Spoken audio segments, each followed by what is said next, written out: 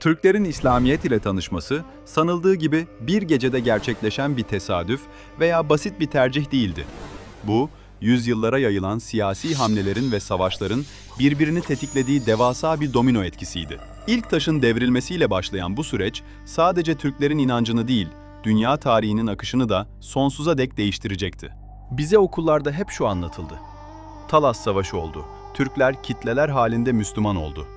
Sanki bir sihirli değnekteymiş gibi. Oysa gerçek tarih, masallardan çok daha karmaşık ve sancılıdır. 7. yüzyılda Hazreti Ömer döneminde Sasanilerin yıkılmasıyla başlıyor. Arap orduları ve Türkler ilk kez sınır komşusu olmuştu. Ama ilk selamlaşma pek de dostça olmadı.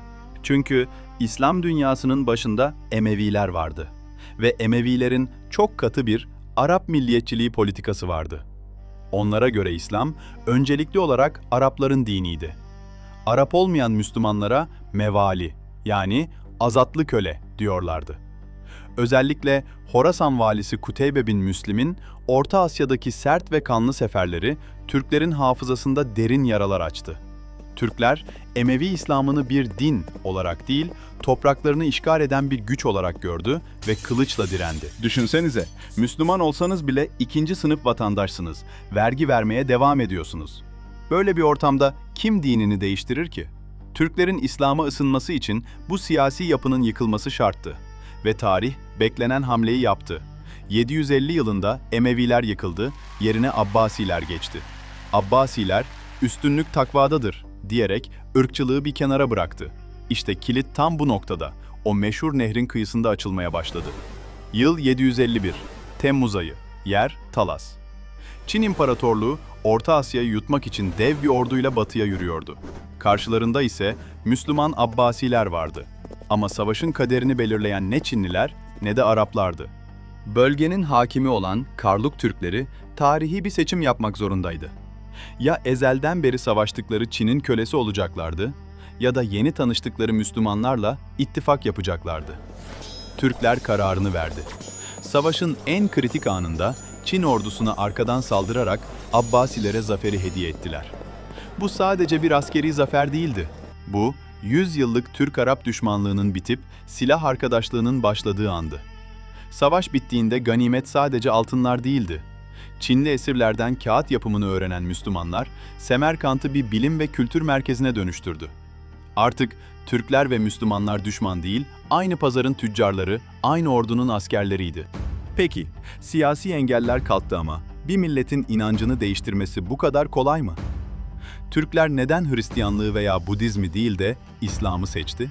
Eski inançları olan Gök Tanrı inancında saklı, inanılmaz benzerlikler vardı. Türkler de tek bir yaratıcıya inanıyordu. Türklerde kurban kültürü vardı, İslam'da da. Yani İslam, Türklere yabancı bir elbise gibi gelmemişti. Ama asıl işi bitirenler askerler değil, gönül erenleriydi. İpek yolu üzerinden gelen tüccarlar ve dervişler, Türk obalarına girip İslam'ı kılıç zoruyla değil, onların anlayacağı dilden, sevgiyle anlattılar. Ahmet Yesevi gibi büyük mutasavvıflar, korkutucu bir tanrı yerine seven ve sevilen bir Allah inancını aşıladılar. İslamiyet, Türk kültürünün içinde eridi, Türkleşti ve halk tarafından benimsendi. Ama bir devletin resmen Müslüman olması için 10. yüzyılı beklememiz gerekiyordu. Sahneye Karahanlı hükümdarı Satuk Buğra Han çıktı. Onun Müslüman olmasıyla birlikte tarihi kaynaklara göre 200 bin çadırlık Türk toplulukları kitleler halinde İslam'a girdi. Bu, tarihin gördüğü en büyük toplumsal dönüşümlerden biriydi. Artık Türkler, İslam'ın sadece bir parçası değil, kılıcı ve kalkanı olmuştu. Önce Gazneliler, sonra Selçuklular. İslam sancağını alıp Viyana kapılarına kadar götürecek o büyük yürüyüş başlamıştı. Eğer Türkler İslam'ı seçmeseydi veya Talas'ta Çin'in yanında dursalardı, bugün ne Anadolu diye bir vatanımız olurdu, ne de şu an konuştuğumuz dil aynı kalırdı. Tarih, sadece geçmişte olup bitenler değildir. Tarih, bugün kim olduğumuzun cevabıdır. Türklerin İslamiyet yolculuğu, kılıçla başlayıp kalemle ve gönülle tamamlanan bir destandır. Peki, siz ne düşünüyorsunuz? O gün Talas'ta rüzgar tersine esseydi, bugün dünya haritası nasıl görünürdü? Yorumlarda teorilerinizi bekliyorum, hepsini okuyacağım. Tarihin tozlu sayfalarında daha fazla gizemi çözmek için kanala abone olmayı ve videoyu beğenmeyi unutmayın. Bir sonraki yolculukta görüşmek üzere. Hoşça kalın.